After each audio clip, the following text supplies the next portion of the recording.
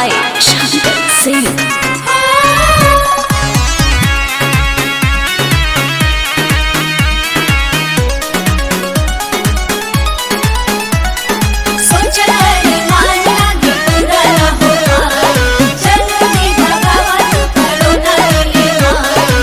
मूर्ति न बनल नाही चंदा कटाइल, श्रद्धा पसाभा का गर्दा फेंकाइल।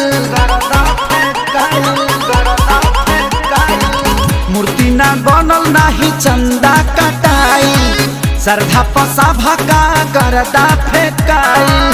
होई जगराता कैसे जागी कैलाश कोरोना चंदा लागत पंडाल नहीं लागी।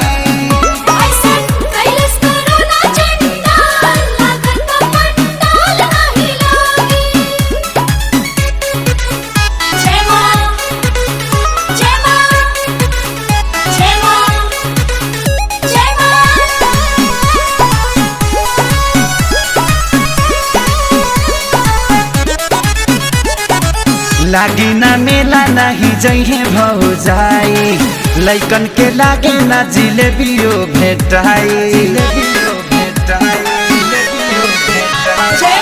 लागी ना मेला ना जइहे भौजाई, लइकन के लागे ना जिलेबियो भेटाई।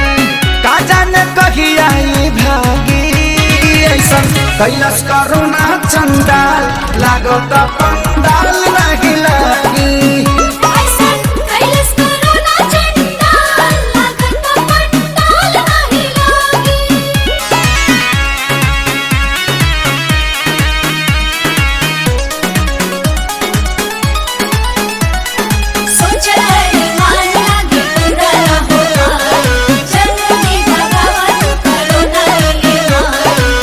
ऑनलाइन सब कुछ तो घर ही हो जाए, जाग जाई भक्ति खेसारी गाना गाए।